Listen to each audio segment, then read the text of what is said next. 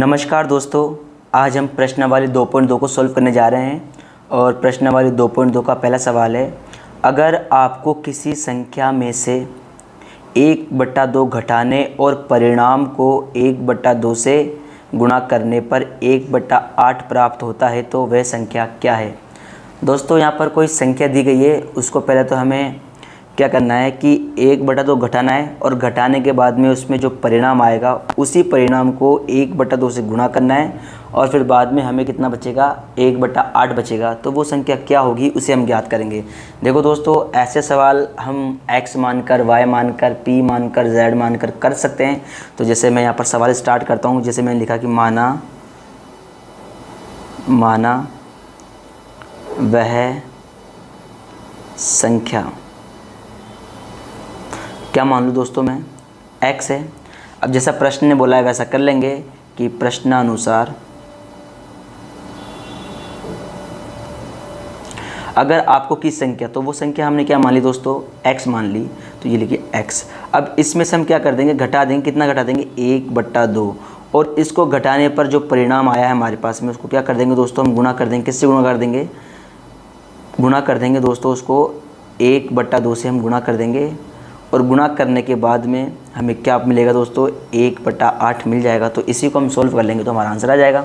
दोस्तों यहाँ देखिएगा कि यहाँ पर 1/2 है, देखो दोस्तों, और यहाँ पर ब्रैकेट में 2 पद हैं, तो यहाँ दोनों पद गुणा होंगे। एक पहले तो देखो x गुणा होगा किससे, 1/2 से, तो यहाँ पर 1 को x से गुणा करेंगे तो x और /2 ऐसा कैसा, तो लिख देंगे यहाँ पर कितना है दोस्तों, x/2। देखो फिर ये प्लस वाला चिन्ह है और ये माइनस वाला चिन्ह है, तो प्लस माइनस को मल्टीप्लाई करने पर माइनस आता है। फिर 1/2 को मल्टीप्लाई करेंगे 1/2 से, तो 1 का पाड़ा बोलेंगे 1 बार 1 और 2 का पाड़ा बोलेंगे 2 बार, तो कितना हो गया दोस्तों, 4। तो ये कितना आ गया हमारे पास में, 1/4। और यहाँ पर देखो दोस्तों कितना मिल जाएगा हमें, 1/8 मिल जाएगा। दोस्तों अब यहाँ देखिएगा कि हमारा ये एक चर वाला रैखिक समीकरण बन गया है और एक चर वाले रैखिक समीकरणों को हमने इससे पहले वाले वीडियो में सोल्व किया था दोस्तों। तो देखिएगा हमने क्या सीखा था कि जो जिसका मान चाहिए, यहाँ पर x का मान हमें चाहिए तो x को पकड़ लेंगे। तो देखो यहाँ पर x अकेले नहीं, x बट्टे में है, तो x/2 हमने पकड़ लिया। पकड़ने के बाद में बराबर का चिन्ह, बराबर के बाद क्या लिखा हुआ है दोस्तों, 1/8 मैंने लिख दिया ऐसा का ऐसा। अब देखिएगा इसका पक्षांतरण करेंगे -1/4 का, और जब इसका पक्षांतरण करेंगे तो प्लस में हो जाएगा 1/4। दोस्तों आगे देखिएगा, ये x का x बराबर का बराबर, और यहाँ पर देखो दोस्तों हम क्या ले लेंगे, 8 का और 4 का हम ले लेंगे एलसीएम। हमने सीखा था पहले भी कि भिन्न संख्याओं को जोड़ना, तो यहाँ पर 2 का एलसीएम देंगे कितनी बार, 4 बार, फिर 2 का देंगे 2 बार, फिर 2 का भाग देंगे यहाँ पर 2 बार, और यहाँ पर 1 बार, फिर 2 का भाग दे रहे हैं यहाँ पर 1 और 1, तो 2 दूनी 4 और 4 दूनी 8। तो यहाँ पर एलसीएम दोस्तों कितना आ गया, 8। दोस्तों क्या करते हैं कि जो नीचे हमारी संख्या है 8 में 8 का भाग देंगे तो 1 बार चला गया, और 4 में 8 का भाग देंगे तो 2 बार। देखो 1 को 1 से मल्टीप्लाई करते हैं तो 1 बीच में है प्लस का चिन्ह तो प्लस, और 1 को 2 से मल्टीप्लाई करते हैं तो 2। दोस्तों यहाँ पर बट्टे में 2 भी है, तो यहाँ पर देखना दोस्तों x/2 बराबर, इनको जोड़ेंगे तो कितना हो गया दोस्तों, ये 1 और 2 हो गया 3/8। अब यहाँ पर दोस्तों यहाँ पर x को पकड़ लेंगे, x बराबर 3/8, और ये क्या है हमारे पास में, भाग में 2 है तो भाग का पक्षांतरण होगा गुणा में। तो यहाँ पर 2 के पाड़े में 8 आता है कितनी बार, 4 बार। तो यहाँ पर जो हमारा आंसर रहेगा वो रहेगा 3/4। ये 3/4 दोस्तों क्या रहेगा हमारे पास में आंसर। आगे दोस्तों दूसरा सवाल करते हैं। दोस्तों ये हमारा पहला सवाल कंप्लीट हो गया है, अगर आप स्क्रीनशॉट लेना चाहते हो तो ले सकते हो। दोस्तों अब सवाल नंबर 2 करते हैं, और सवाल नंबर 2 हमें गिवन है एक आयताकार तरणताल। तरणताल का मतलब होगा स्विमिंग पूल, और स्विमिंग पूल की लंबाई उसकी चौड़ाई के दुगने से 2 मीटर अधिक है। यदि इसका परिमाप 154 मीटर है तो उसकी लंबाई और चौड़ाई हमें ज्ञात करनी है। दोस्तों देखिएगा इस प्रकार के जो सवाल होंगे, देखो यहाँ पर हमें क्या गिवन है, एक आयताकार स्विमिंग पूल है, तो हम एक आयत बना लेते हैं। दोस्तों यहाँ पर देखिएगा ये हमारे पास में क्या है, एक आयताकार स्विमिंग पूल मैंने बना दिया दोस्तों। और देखिएगा दोस्तों कि यहाँ पर हमें क्या क्या सूचना दी गई है। देखो बोल रहा है कि लंबाई उसकी चौड़ाई के दुगने से 2 मीटर अधिक है, मतलब लंबाई के लिए सूचना है यहाँ पर। लेकिन देखना दोस्तों, लंबाई के लिए तो उसने बोल दिया, लेकिन उसकी चौड़ाई के लिए उसने कुछ बोला ही नहीं। तो हम यहाँ पर देखो सवाल करेंगे कि माना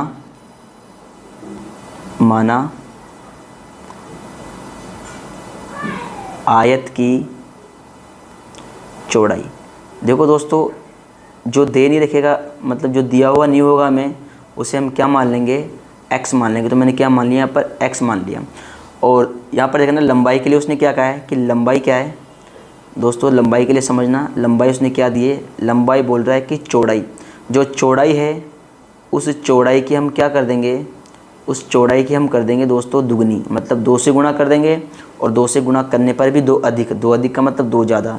तो यहाँ पर देखना दोस्तों, लंबाई हमारी क्या हो जाएगी, तो लंबाई हमारी देखो, चौड़ाई क्या थी हमारे पास में x, और x की दुगनी, 2 दुगनी की मैंने कर दिया। और दुगनी से भी दोस्तों क्या है हमारे पास में 2 अधिक, तो दुगनी से भी हमारे पास दोस्तों क्या है 2 अधिक। तो यहाँ पर देखिएगा जो फाइनल जो हमारी लंबाई बन जाएगी, वो लंबाई बन जाएगी दोस्तों, इसको इससे गुणा करेंगे तो ये हो गया 2x + 2, तो ये हो जाएगी हमारे पास में। देखो मीटर में दे रखा है तो ये भी मीटर में लिख देंगे हम। तो ये हमारे पास में क्या है मीटर, और ये भी हमारे पास में किस में आ गई, मीटर में। आगे देखिएगा दोस्तों, सवाल में हमें क्या गिवन है, बोल रहा है कि इसके परिमाप। देखो यहाँ पर लंबाई, तो लंबाई में से लंबाई तो है हमारे पास में 2x + 2 और चौड़ाई हमारे पास में x। अब दोस्तों देखो क्या बोल रहा है परिमाप, और परिमाप जानते हैं ना हम कि परिमाप क्या होता है, जैसे ये a b c और d, a से लेकर b, b से लेकर c, c से लेकर d और d से लेकर a, ये हमारे जो बॉर्डर है, इन सभी बॉर्डर का हम क्या कर दे, अगर योग कर दे तो हमारा क्या होता है परिमाप। तो हम जानते हैं कि आयत का परिमाप, आयत का परिमाप दोस्तों हमें गिवन है, वो कितना गिवन है हमें 154 मीटर दोस्तों, कितना है 154 मीटर। और आयत के परिमाप का क्षेत्र, मतलब आयत का जो परिमाप है उसका हमें फॉर्मूला पता है। और देखिएगा दोस्तों क्या होता है, 2 लंबाई प्लस चौड़ाई, 2 प्लस लंबाई प्लस चौड़ाई बराबर, और ये किसके बराबर है दोस्तों 154 के। तो यहाँ पर 2 का 2 दोस्तों, जो लंबाई हमारी वो कितनी है, जो लंबाई है वो है 2x + 2 प्लस चौड़ाई दोस्तों कितनी आई हमारे पास में x, और ब्रैकेट कर देंगे बंद, और यहाँ पर कितना है 154। दोस्तों देखिएगा पहले ब्रैकेट के अंदर सोल्व करेंगे तो 2, यहाँ पर देखना 2x और ये x, तो टोटल हो गए 3x + 2 बराबर 154। तो दोस्तों यहाँ पर देखिएगा कि जब मल्टीप्लाई करेंगे तो दोनों पद से गुणा होगा, 2 को 3 से मल्टीप्लाई करेंगे 6x, और 2 को 2 से गुणा कर देंगे तो 4 बराबर 154। तो यहाँ पर हमें x की वैल्यू चाहिए तो x को पकड़ेंगे, पकड़ने के बाद बराबर का चिन्ह, तो ये बराबर के बाद लिखा हुआ 154 तो लिख दिया। अब देखो ये 4 क्या है प्लस में, तो इधर आकर किस में जाएगा दोस्तों माइनस में 4, और ये जो x अकेला नहीं है 6 की गुणा में, तो गुणा का पक्षांतरण होगा भाग में, तो ये कितना आ गया 6। तो यहाँ पर देखिएगा दोस्तों, जब 154 में 4 गए तो कितना आ गया 150, और 150 में हम 6 का भाग दे देंगे तो x बराबर, देखो 6 का पाड़ा बोलो, 6 कम 6, 6 दूनी 12, कितना बच गया 3, और 3 और 0 हो गया 30, तो 6 पंजे 30। तो यहाँ पर 25 मीटर हमारे पास में क्या आ गया x की वैल्यू।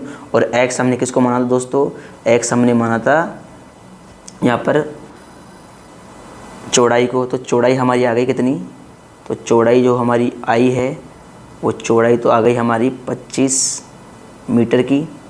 और जो लंबाई दोस्तों हमने मानी थी, जो लंबाई हमने ली थी, तो लंबाई यहाँ देखना दोस्तों, लंबाई थी हमारे पास में ये x के दुगने से भी 2 अधिक, तो दुगने से 2 अधिक, तो ये होगी दुगने से 2 अधिक, 2 का 2, x की वैल्यू आ गई हमारे पास 25, तो यहाँ 25 ब्रैकेट में लिखेंगे प्लस 2, ब्रैकेट खुलता है तो क्या होता है दोस्तों गुणा, तो यहाँ पर गुणा हो जाएगा 50, तो गुणा कर ले 25 दूनी कितना हो गया दोस्तों 50, 50 + 2, तो यहाँ पर कितना हो गया 52। तो देखिएगा दोस्तों 25 का दुगना कितना होता है 50, और 50 से 2 अधिक कितना हो गया 52, तो ये 52 मीटर क्या रहेगा हमारा इसका आंसर। आगे दोस्तों तीसरा सवाल करते हैं। अगर आप लोग इसका स्क्रीनशॉट लेना चाहते हो तो इसका स्क्रीनशॉट ले सकते हो। आगे तीसरा सवाल करते हैं दोस्तों। बोल रहा है कि एक समबाहुभुज त्रिभुज का आधार 4/3 सेंटीमीटर तथा उसका परिमाप 4 सही 2/15 सेंटीमीटर है। उसकी 2 बराबर भुजाओं की माप ज्ञात करें। दोस्तों यहाँ पर देखिएगा, पहले हम समद्विबाहु त्रिभुज को समझते हैं। देखो समद्विबाहु त्रिभुज दोस्तों क्या होता है कि यहाँ पर मैं बनाता हूँ,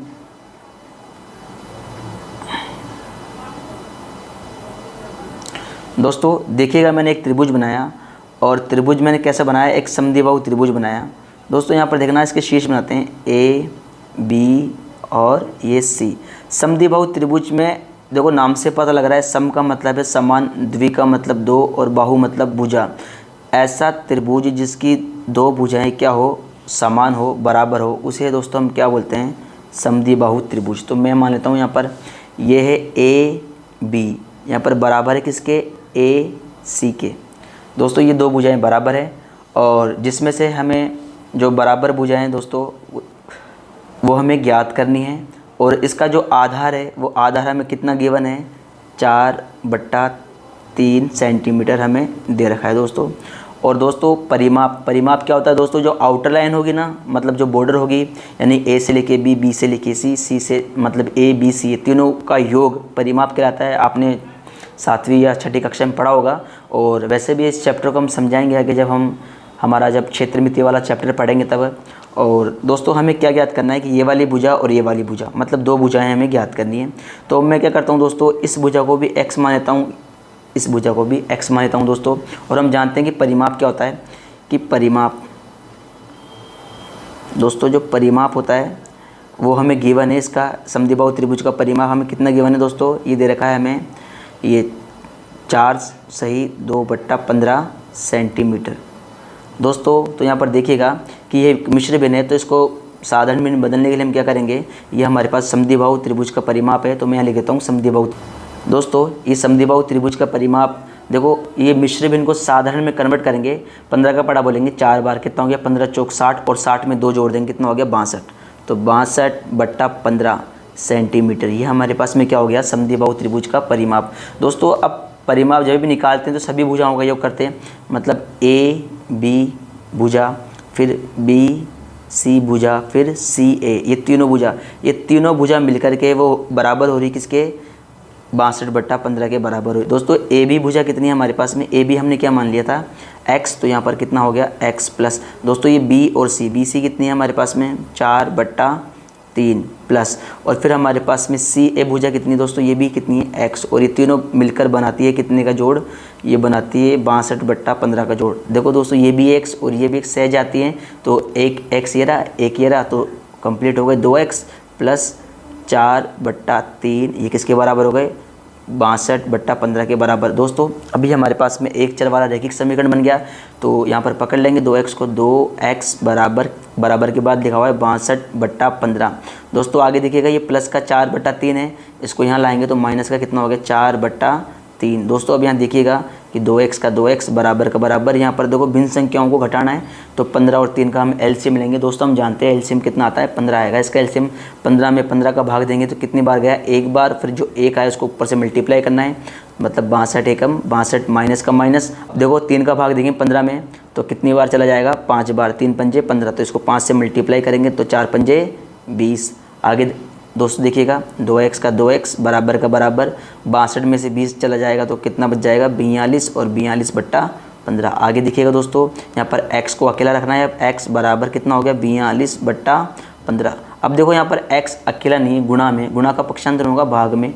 अब दोस्तों यहाँ पर देखिएगा कि भाज्यता के नियम हम जानते हैं कि यहाँ पर भी आएगा 2, यहाँ पर भी आएगा 2, काट देंगे इसको, तो ये 2 के पाड़े में 4 आते हैं 2 बार, और यहाँ पर 1 बार, तो ये 15। दोस्तों अभी भी देखो ये 3 के पार्ट से कट रहा है, तो 3 सत्ते 21 और 3 पंजे 15। तो यहाँ पर हमारा जो x की वैल्यू रहेगी दोस्तों वो कितनी रहेगी 15। तो यहाँ पर दोनों भुजा हम ज्ञात कर लेंगे, दोनों ही भुजा क्या आएंगी 3, ये 7/5 सेंटीमीटर हमारी दोनों भुजाएं होंगी दोस्तों। तो आगे चौथा सवाल करते हैं दोस्तों, उम्मीद करता हूँ कि आप लोगों को समझ में आया होगा। चौथा सवाल करते हैं हम दोस्तों। अब हम सवाल नंबर 4 करेंगे। देखो इसमें कहा गया है कि दो संख्याओं का योग 95 है, यदि एक संख्या दूसरी संख्या से 15 अधिक है तो दोनों संख्याएं ज्ञात कीजिए। दोस्तों कोई दो संख्या है हमारे पास में और दोनों का योग कितना है दोस्तों 95 है, तो वो संख्या कुछ भी हो सकती है हमारे पास में। जैसे पहली संख्या हमारे पास में क्या है 50, तो दूसरी संख्या कितनी होगी दोस्तों यहाँ पर 55, हो गया 95। जैसे कोई संख्या हमारे पास में कितना है 30, और पहली संख्या अगर 30 हुई तो दूसरी संख्या कौन सी होगी हमारे पास में 65, तो हो गया 95। मतलब दो संख्याओं को जोड़ने पर हमें कितना लेकर आना है 95। दूसरी बात ये कही है कि पहली संख्या दूसरी संख्या से कितनी अधिक होनी चाहिए 15 अधिक होनी चाहिए। मतलब जिसके लिए कोई सूचना नहीं होती, सवाल वहीं से हम स्टार्ट करते हैं, क्योंकि एक संख्या के लिए दे रखा है लेकिन दूसरी संख्या के लिए कोई सूचना नहीं है। तो माना, ये लिख देते हैं यहाँ पर, माना दूसरी संख्या हम क्या मान लेते हैं दूसरी संख्या को दोस्तों, हम x मान लेते हैं। फिर पहली संख्या क्या है दोस्तों कि पहली संख्या। दोस्तों पहली संख्या के लिए कहा गया है कि दूसरी संख्या से, जो दूसरी संख्या है हमारे पास में दोस्तों, दूसरी संख्या से कितना है 15 अधिक है। दोस्तों यहाँ पर दूसरी संख्या क्या मानी हमने x, इससे कितनी ज़्यादा है 15 ज़्यादा है, तो ये हमारे पास में क्या आ गई दोस्तों दूसरी संख्या आ गई। अब दोस्तों प्रश्नानुसार, प्रश्न के अनुसार हम करेंगे, तो यहाँ पर लिख देते हैं कि प्रश्नानुसार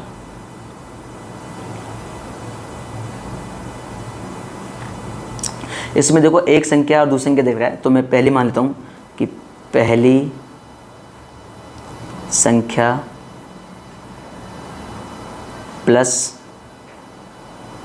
दूसरी संख्या, इन दोनों संख्याओं का जो योग है दोस्तों वो कितना दे रखा है हमें, ये दे रखा है 95। तो पहली संख्या दोस्तों हमारे पास में कितनी है x + 5 प्लस का प्लस, दूसरी संख्या हमारे पास में x, ये दोनों मिलकर होती है 95, यहाँ पर 15 है दोस्तों। ठीक है, यहाँ पर देखो x और x कितने x हो गए 2x, ये किसके +15 और ये बराबर किसके 95 के बराबर, तो यहाँ पर 2x को पकड़ लेंगे, 2x बराबर 95 माइनस 15 प्लस का है तो हो गया माइनस का, तो यहाँ पर देखना दोस्तों 2x बराबर देखो 5 में से 5 चला गया तो 0 और 9 के अंदर से 1 गया तो ये कितना हो गया 8, तो x बराबर कितना हो गया दोस्तों यहाँ पर 80/2, क्योंकि यहाँ पर देखो x को अकेला लेना है तो x मतलब गुणा में था तो किस में आ गया भाग में, तो x बराबर कितना आ गया 40। तो इसका मतलब यह है कि पहली संख्या हमारे पास में कितनी है दोस्तों, जो x निकला है वो हमने क्या मानी दूसरी संख्या, तो दूसरी संख्या हमारे पास में कितनी आ गई x। तो पहली संख्या क्या है दोस्तों, पहली संख्या ये हमारे पास में आ गई थी x + 15, x की वैल्यू है हमारे पास में 40 + 15, तो दोस्तों ये कितनी हो गई हमारे पास में 55। और यहाँ पर देखना दोस्तों जो दूसरी संख्या है हमारे पास में, दूसरी संख्या जो हमारे पास में है वो है हमारे पास में कितनी x। तो देखना दोस्तों वो संख्या कैसे बनी है हमारे पास में कि पहले हम क्या लिखेंगे पहली संख्या, तो पहली संख्या हमारे पास में कितनी है 55 और दूसरी संख्या दोस्तों कितनी आई हमारे पास में 40। क्या दोनों मिलकर के 95 हो रहे हैं क्या, हाँ दोस्तों 95 हो रहे हैं। और ये भी चेक करना है कि दूसरी संख्या से कि पहली संख्या 15 दिखे क्या दोस्तों, हाँ बिल्कुल 15 भी दिखे और दोनों का योग भी कितना होता है 95। तो ये हमारा क्या हो गया दोस्तों, ये दोनों ही हमारे क्या हो गए आंसर, पहली संख्या और दूसरी संख्या हमने निकाल लिए। दोस्तों आप चाहो तो इसका स्क्रीनशॉट ले सकते हो। आगे हम इसी क्रम में आगे बढ़ते हैं। दोस्तों पांचवा सवाल है, ये हमें बोल रहा है कि दो संख्याओं में अनुपात 5:3 है, यदि उनमें अंतर 18 है तो संख्याएं ज्ञात करें। दोस्तों जब भी कोई अनुपात का सवाल होगा ना दोस्तों, तो जैसे यहाँ पर दिया गया है कि 5:3, तो यहाँ पर देखना अनुपात कोई फिक्स नंबर नहीं होता है दोस्तों। अनुपात में हमारा कोई नंबर मतलब इनके साथ में तुम्हें हमेशा या तो x लगाओ या y लगाओ या z लगाओ, कुछ भी तुम्हें लगाना पड़ेगा। तो जैसे बोल रहा है कि दो संख्याओं में, मान लो कि कोई पहली संख्या हमारे पास में कि माना पहली संख्या। दोस्तों पहली संख्या क्या दे रखा है हमें 5, मतलब 5 अनुपात, तो इसको तुम मान सकते हो 5x, क्योंकि ये 5 नहीं है यहाँ पर अनुपात दे रखा है। तुम जब भी ऐसे प्रश्न होंगे तो अनुपात के साथ में या x मानना है फिर y मानना।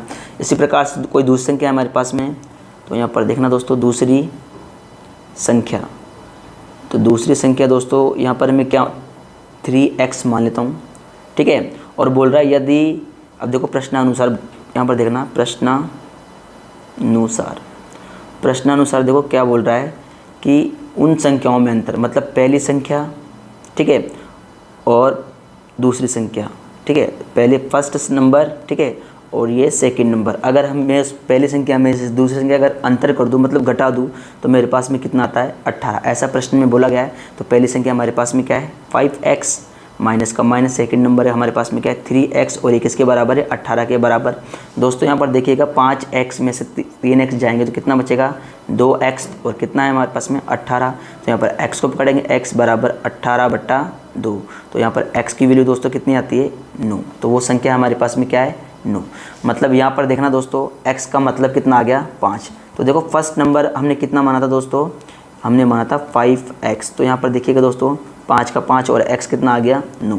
तो ये कितना हो जाता है हमारे पास में 9 पंजे 45। इसी प्रकार से सेकंड नंबर दोस्तों हमारा क्या निकल गया कि सेकंड नंबर हम माना हमने 3x। तो यहाँ पर देखना 3 का 3 और कोई चीज़ नहीं है तो गुना लगाएंगे और x का मतलब निकल गया 9। तो ये कितना हो गया 3 नाम 27। तो दोस्तों यहाँ पर हम जाँच भी कर सकते हैं, हम यहाँ पर जाँच भी कर सकते हैं। पहला नंबर है हमारे पास में कितना, यह आ गया हमारे पास में 45 और दूसरा नंबर क्या है हमारे पास में 27। और देखो इन दोनों को अगर मैं घटा दूं तो क्या हमारे पास में क्या 18 आएगा क्या दोस्तों, चेक कर लेते हैं। यहाँ पर क्या 18 आएगा दोस्तों। यहाँ पर देखो 5 में से 7 जाएंगे नहीं, उधार लेंगे तो 15 में 7 गए तो 8, यहाँ पर बच गए 3 और 3 में से 2 गया तो 1। तो इसका मतलब ये हमारा क्या 18 आएगा। तो ये प्रश्न भी हमारा हो गया दोस्तों। आप चाहो तो इसका स्क्रीनशॉट ले लो। आगे हम प्रश्न करते हैं हमारे दोस्तों। देखिएगा छठा सवाल है हमारा कि 3 लगातार पूर्णांक संख्याओं का योग 51 है तो पूर्णांक ज्ञात कीजिए। दोस्तों हमें मालूम होना चाहिए कि पूर्णांक संख्या क्या होती है। तो मैं एक बार आप लोगों को बताता हूँ पूर्णांक संख्या क्या होती है। देखिएगा कि पूर्णांक संख्या, वैसे आप लोगों को पता होगा फिर मैं एक बार बता देता हूँ कि पूर्णांक संख्या क्या होती है। जैसे मेरे पास में यहाँ है 0 और 0 के बाद में कितना नंबर आता है 1 2 3 4 और 5 और यहाँ पर ये क्या आता है हमारे पास में अनंत। मतलब ये पूर्णांक संख्या है। ये कौन सी है, मतलब प्लस में है। और पूर्णांक संख्या यहाँ पर माइनस का 1, माइनस का 2, माइनस का 3 और माइनस का 4 और ये भी कहाँ तक चलती है दोस्तों, ऐसे अनंत तक। ये हमारी पूर्णांक संख्या होती है। इसमें प्लस वाली भी होती है और माइनस वाली भी होती है। मतलब जो राइट हैंड साइड पे होती है दोस्तों 0 की इस तरफ होती है, वो कैसी होती है, ये होती है धनात्मक। दोस्तों कैसी होती है, धनात्मक, ठीक है दोस्तों। और जो 0 के उस तरफ होती है ये संख्या होती है हमारे पास में ऋणात्मक। मतलब पूर्णांक संख्याओं में धनात्मक संख्याएं भी होती है और ऋणात्मक संख्याएं भी होती है और इनके मध्य में क्या होता है 0 होता है। अब दोस्तों यहाँ पर बोल रहा है कि 3 लगातार पूर्णांक संख्याओं का योग। 3 संख्या लेनी है हमें जिनका योग, और संख्या भी कैसे होती है लगातार। जैसे यहाँ पर 1 के बाद में 2 आ रहा है, 2 के बाद में 3, 3 के बाद में 4, 4 के बाद में 5, ऐसे कोई नंबर लेंगे हम, लगातार नंबर लेंगे। 3 नंबर लेंगे लगातार संख्या है और उनका योग हमें बताना है कितना 51। तो यहाँ पर देखो, यहाँ पर लगातार ऐसे नंबर लो 1 2 और 3। तो दोस्तों अगर इनको जोड़ता हूँ तो कितना आता है 5 और 1 6, लेकिन हमें कितना लाना है 51 लाना है। जैसे मेरे पास 7 + 8 + 9, अगर मैं इन संख्याओं को जोड़ता हूँ तो यहाँ पर मेरे पास कितना आता है 24 आता है। लेकिन मुझे इसी प्रकार 3 संख्या लेनी है, लगातार लेनी है, जैसे 11 12 13 या फिर 15 16 17, कोई भी संख्या मेरे को लेनी है और मुझे कितना लाना है 51 लाना है। तो दोस्तों इस प्रकार के प्रश्न में हमें हमेशा ध्यान रखेंगे, जैसे 3 संख्याएँ लेनी है हमें, ठीक है, और 3 संख्या लेनी है लगातार। तो यहाँ पर देखना दोस्तों, इसको सोल्व करते हैं यहाँ से। तो माना पहली पूर्णांक संख्या, दोस्तों मैं क्या मान लेता हूँ x मान लेता हूँ। क्या मान लेता हूँ दोस्तों, x मान लेता हूँ। इसी प्रकार से फिर जो दूसरी रहेगी हमारे पास में, दूसरी पूर्णांक संख्या, वो इसके आगे वाला नंबर, मतलब इसके आगे वाला, देखो सभी नंबर में +1 हो रहा है, सभी में +1 हो रहा है, तो इसके आगे वाले नंबर में भी क्या होगा दोस्तों +1 होगा।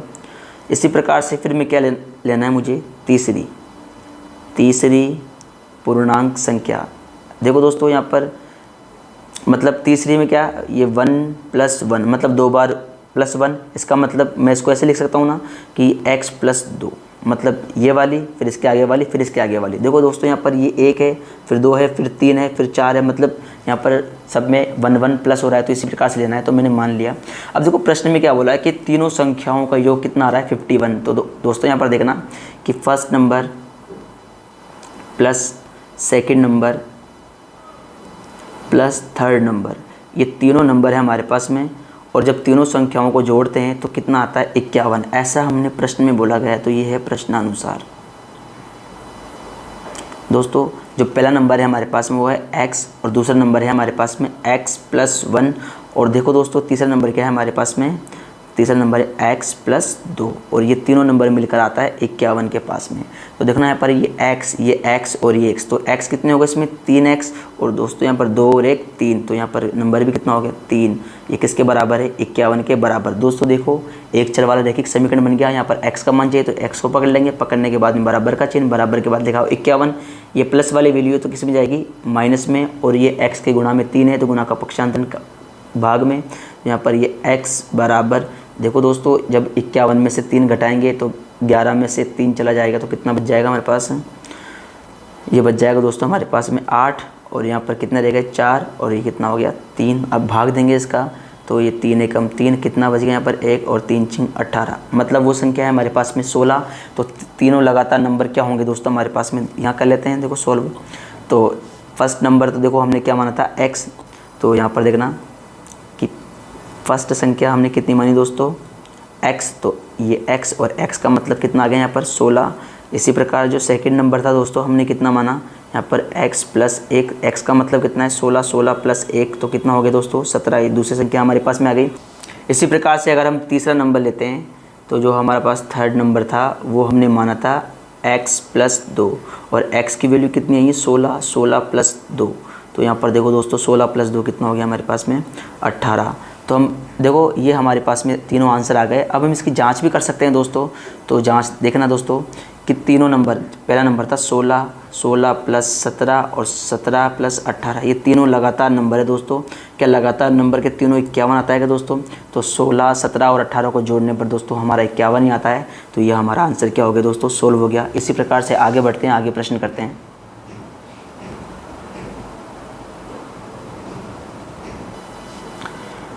गाइस अब हम 7वां प्रश्न करते हैं और देखिएगा 7वां प्रश्न हमें गिवन है कि 8 के 3 लगातार गुणजों का योग 888 है तो गुणज ज्ञात करने हैं।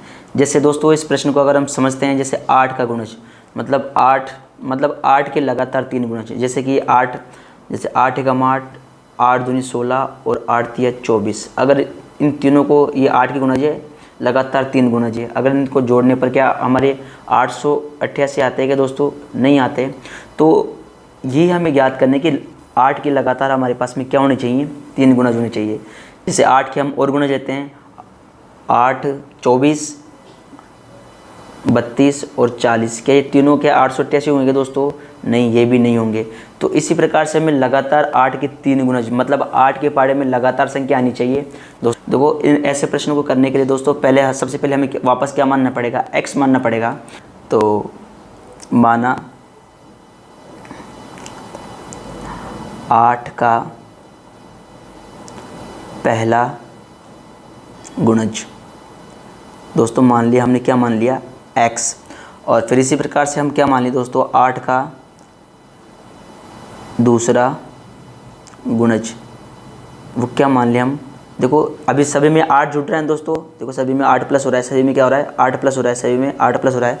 तो यहाँ पर मैं क्या कर लूँ दोस्तों, इसमें मैं क्या कर लूँ x प्लस 8, ठीक है। और इसी प्रकार से अगर मैं तीसरा लगातार गुणज लूँ तो तीसरा गुणज, तो यहाँ पर देखना दोस्तों जब मैं तीसरा गुणज लूँगा तो देखो मान लो पहला गुणज मेरे पास में ये था तो 8, 8 मतलब यहाँ पर अब देखो 8 कितनी बार जुड़ गया, 2 बार, आगे वाले में कितनी बार जुड़ गया 2 बार, तो मैं यहाँ पर 2 बार जोड़ दूँ। या फिर इसको डायरेक्ट मैं ऐसा लिख सकता हूँ कि 8 प्लस 16, देखो पहला गुणज कितना है हमारे पास में x, दूसरा गुणज कितना है दोस्तों हमारे पास में ये x प्लस 8 और तीसरा कितना हो गया x प्लस 16। अब देखना प्रश्न ने क्या बोला है, प्रश्नानुसार प्रश्न ने हमें बोला है कि तीनों गुणज यानी कि फर्स्ट वाला गुणज, सेकंड वाला गुणज और हमारे पास थर्ड वाला गुणज, अगर इन तीनों गुणजों को जोड़ दिया जाए, ये लगातार गुणज है, अगर इनको जोड़ दिया जाए तो बनते हैं 888। तो दोस्तों देखिएगा प्रश्न के अकॉर्डिंग हम भी कर लेंगे। पहला गुणज है x और दूसरा गुणज है x प्लस 8 और तीसरा गुणज है हमारे पास में x प्लस 16, और जब इन तीनों को जोड़ देंगे तो बनता है 888। दोस्तों 8 ये दोस्तों यहाँ पर देखना कि ये x, ये भी x और ये भी x, तीन तो हमारे पास में क्या होगा x, और 16 और 8 कितने होते हैं दोस्तों 24, और ये किसके बराबर है दोस्तों 888 के बराबर है। ये बन गया हमारे पास में एक चर वाला रैखिक समीकरण। यहाँ x को पकड़ लेंगे, x बराबर कितना है 888 और प्लस का 24 है तो यहाँ पर आ गया माइनस का 24, और यहाँ पर x क्या है अकेला नहीं, 3 की गुणा में, तो गुणा का पक्षांतरण हो गया भाग में। इसी प्रकार देखना दोस्तों, 8 में से 4 गए तो कितने बच जाएंगे 4, और 8 में से 2 गए तो कितने बच जाएंगे 6, और ये 8 का 8 बट्टा 3। अब इसमें 3 का भाग दे देंगे दोस्तों। यहाँ पर देखिएगा 3 दूनी 6, 2 बार बचा कितना 2, कितना हो गया 24, 26, और 26 तो आता नहीं, तो 8 बार में कितना आ गया 24, फिर वापस बच गया 2, फिर कितना हो गया 24, तो ये हो गया 888 बार हमारा ये कट गया दोस्तों। की वैल्यू आ गया हमारे पास में 288। इसका मतलब जो फर्स्ट नंबर है हमारे पास, फर्स्ट नंबर है दोस्तों, वो कितना आ गया हमारे पास में 288, ये x की वैल्यू है। इसी प्रकार से देखो, अगर सेकंड नंबर की अगर हम बात कर देंगे तो सेकंड नंबर था हमारे पास में x प्लस 8, तो यहाँ पर सेकंड नंबर ये 288 प्लस 8, हम इसमें 8 जोड़ देंगे तो यहाँ पर देखो 8 और 8 16, और यहाँ पर कितना हो गया हासिल की 1, तो ये हो गया 9 और ये हो गया 2। इसी प्रकार से अगर तीसरा नंबर लेंगे तो हम तीसरा नंबर लेंगे दोस्तों, यहाँ पर थर्ड नंबर, तो वो कितना है हमारे पास में कि x प्लस वो है हमारे पास में कितना दोस्तों, ये x प्लस 16, तो x की वैल्यू आई 288, 288 में क्या जोड़ देंगे हम 16, तो देखना दोस्तों यहाँ पर ये कितना हो गया 8 और 6 14, और ये 8 9 और 1 10, और ये कितना हो गया 3 304। इसका मतलब कि 288 प्लस 296 प्लस 304, अगर इन तीनों नंबर को जोड़ेंगे तो हमारे कितने आ जाएंगे 888 दोस्तों। इसी क्रम में आगे बढ़ते हैं, आगे वाला सवाल। अगर आप इसका स्क्रीनशॉट लेना चाहो तो इसका स्क्रीनशॉट आप ले सकते हो। इसके आंसर हमारे पास में पहला नंबर है 288, दूसरा नंबर है 296 और तीसरा नंबर है 304। ये तीनों हमारे क्या हो गए दोस्तों, आंसर हो गए। और यहाँ पर मैंने इसकी क्या कर दी दोस्तों, जाँच भी कर दी है। आगे बढ़ते हैं दोस्तों, जो हमारा 9वां सवाल है दोस्तों वो है राहुल और हारून की वर्तमान आयु में अनुपात है 5:7। 4 वर्ष बाद उनकी आयु का योग 56 वर्ष हो जाएगा, तो उनकी आयु हमें ज्ञात करनी है दोस्तों। देखिएगा यहाँ पर आयु से संबंधित हमारे प्रश्न आ गए हैं, और आयु संबंधित प्रश्नों को सोल्व करने के लिए हमें पहले थोड़ा बेसिक जान लेना चाहिए। और जो बेसिक क्या है दोस्तों, 3 प्रकार की हमारे पास में आयु हमें देखने को मिलेगी। एक तो होगी हमारी वर्तमान आयु दोस्तों, वर्तमान आयु दोस्तों। अगर मैं आपसे पूछूं कि आप कितने वर्ष के, तो आप अभी अपनी क्या बताएंगे वर्तमान आयु। जैसे मान लो अभी आप 8 साल के हो, तो ये 8 वर्ष, हम 8 वर्ष के तो होंगे नहीं आप लोग, तो जैसे मान लो आप कितने 15 साल के, तो मैं यहाँ पर 15 वर्ष ले लेता हूँ, 15 वर्ष। अभी मान लो आपकी आयु कितनी है 15 वर्ष, ठीक है। अगर मैं बोलूँ 2 साल पहले तुम्हारी आयु कितनी थी, 2 साल पहले, 2 साल पहले मतलब पीछे जाएंगे, मतलब हमारे भूतकाल में 2 साल पहले। कब बेटा, 2 साल पहले, 2 साल पहले। पहले का मतलब क्या हो गया बेटा, पूर्व। पहले का मतलब क्या हो गया, पूर्व। मतलब 2 साल पहले की आयु वो कितनी होगी तुम्हारे पास में, मतलब अभी तुम 15 साल के, 2 साल पहले कितने वर्ष के थे, 13 वर्ष के। मान लो दोस्तों मैं ऐसे बोलूँ कि 2 साल बाद की आयु, मतलब कौन सी आयु, फ्यूचर वाली आयु, तो बाद वाली आयु। कौन सी आयु, बाद, यानी बाद या फिर पश्चात, इसको हम क्या बोल सकते हैं दोस्तों, पश्चात। ऐसा लिखा हुआ आएगा हमारे पास में, पश्चात आयु, ठीक है दोस्तों। क्या है हमारे पास में, आयु, तो यहाँ पर हम क्या लिखेंगे, आयु। अगर देखो ये 2 साल पहले की आयु कितनी वर्ष हो जाएगी, 13 वर्ष। अगर मैं बोलूँ 2 साल बाद वाली आयु, 2 साल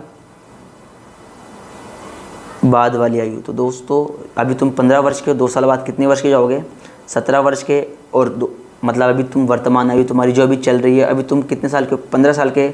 अगर मैं 2 वर्ष पहले बोलूँ तो कितने हो जाओगे, 13 वर्ष के। और 2 वर्ष बाद में बोलूँ तो कितने जाओगे, 17 वर्ष के। इसका मतलब ये हमारी बीती हुई आयु हो गई, और ये हमारी कौन सी, वर्तमान आयु, प्रेजेंट वाली आयु। और ये हमारी कौन सी आयु दोस्तों, फ्यूचर वाली।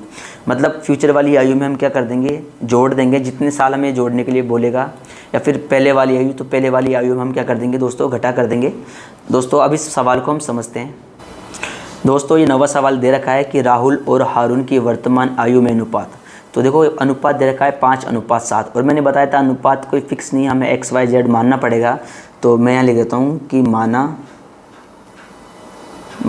पहले राहुल के लिए बोल रहा है तो राहुल की आयु माननी पड़ेगी। माना राहुल की वर्तमान आयु वो हमें गिवन है दोस्तों 5, तो मैं इसको 5x वर्ष मान लेता हूँ दोस्तों। इसी प्रकार से हमें क्या किसकी माननी है, हारून की। तो दोस्तों यहाँ पर हारून की वर्तमान आयु वो दे रखी है हमें कितनी, 7, तो मैं इसको 7x वर्ष मान लेता हूँ। दोस्तों आगे देखना कि बोल रहा है कि 4 वर्ष बाद, कितने वर्ष बाद दोस्तों, ये बोल रहा है कि 4 वर्ष बाद। दोस्तों 4 वर्ष बाद, अब देखो बाद है तो मतलब फ्यूचर, मतलब 4 साल दोनों बड़े हो जाएंगे, दोनों ही बड़े हो जाएंगे 4 वर्ष, तो 4 वर्ष बाद देखना दोस्तों यहाँ पर राहुल की आयु, दोस्तों वर्तमान आयु थी कितनी 5x, और जैसे ही 4 वर्ष बाद तो इसमें क्या जोड़ देंगे हम 4। इसी प्रकार से दोस्तों हारून भी तो बड़ा होगा दोस्तों, तो हारून कितने वर्ष का हो जाएगा, हारून की आयु, तो यहाँ पर हारून की आयु को समझेंगे, वो थी हमारे पास में 7x, तो ये भी कितने वर्ष का 4 साल बड़ा हो गया। दोस्तों अब देखो क्या बोल रहा है कि उन दोनों की आयु का योग कितना हो गया हमारे पास में 56 वर्ष। तो देखो राहुल, दोस्तों यहाँ पर देखिएगा राहुल और हारून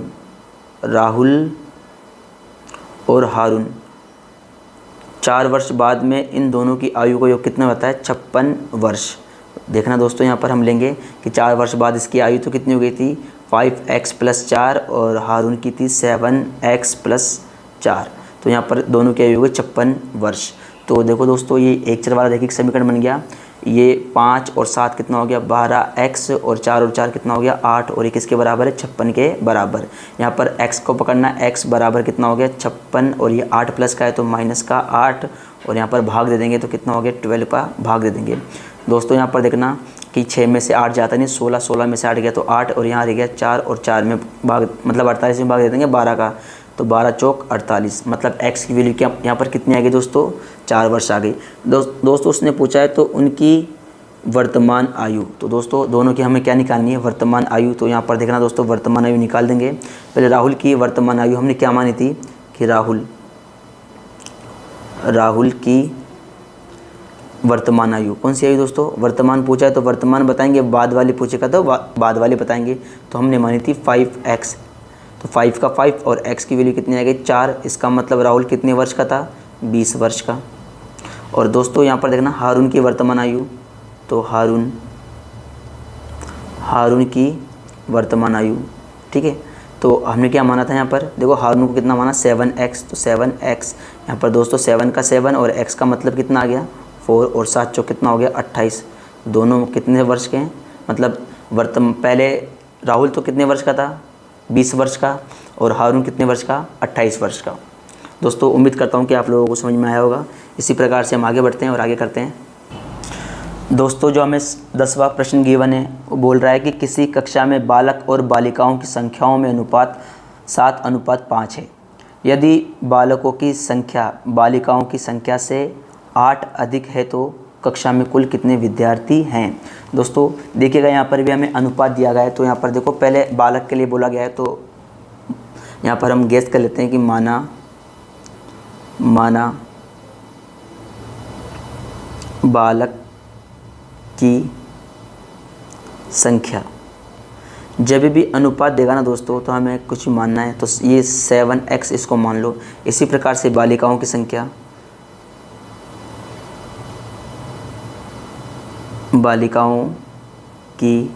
वो कितना दिया हमें 5, तो इसको 5x मान लो।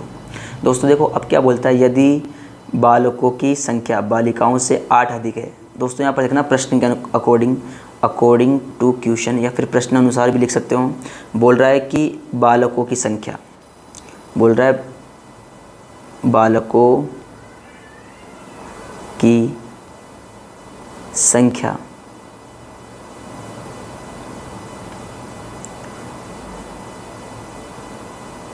बालिकाओं से 8 अधिक है। बालिकाओं की संख्या बालकों से कितनी दोस्तों 8 अधिक है। देखो बालकों को हमने कितना माना 7x, और बालिकाओं को मान लिया हमने 5x, ठीक है। अब ज़्यादा किसकी है, बालकों की संख्या ज़्यादा है। दोस्तों यहाँ पर देखना बैलेंस करना पड़ेगा। जैसे हमारे पास एक तराजू होता है ना, एक तराजू है और तराजू में ये हमारे पास में ये 2 पालड़े हैं और यहाँ से हम पकड़ रहे हैं।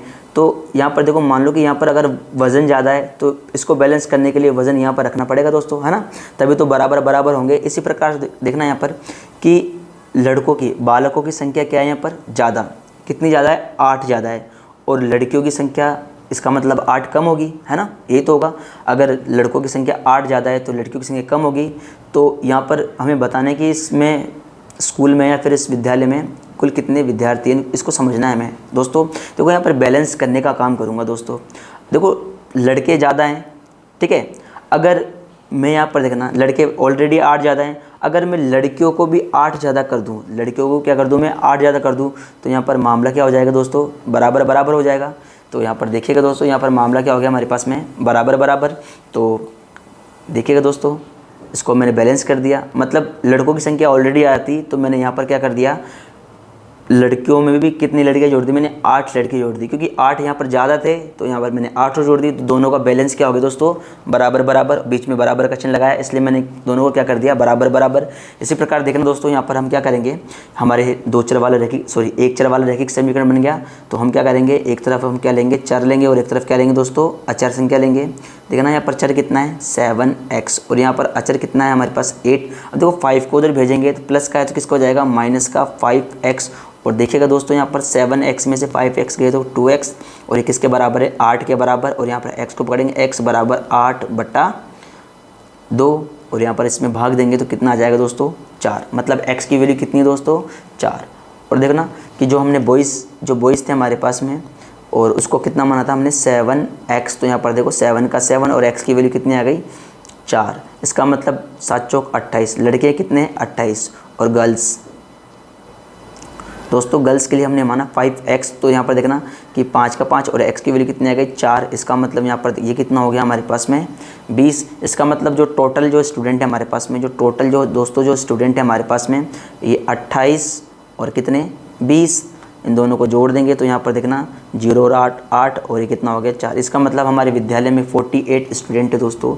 उम्मीद करता हूँ कि आप लोगों को समझ में आया होगा। आज के लिए इतना ही, अब कल मिलते हैं आने वाले वीडियो में दोस्तों। अगर आप लोगों को हमारा समझाया हुआ समझ में आ रहा है तो हमारे चैनल को लाइक करें, शेयर करें, सब्सक्राइब करें। जय हिंद, बाय बाय दोस्तों, कल मिलते हैं।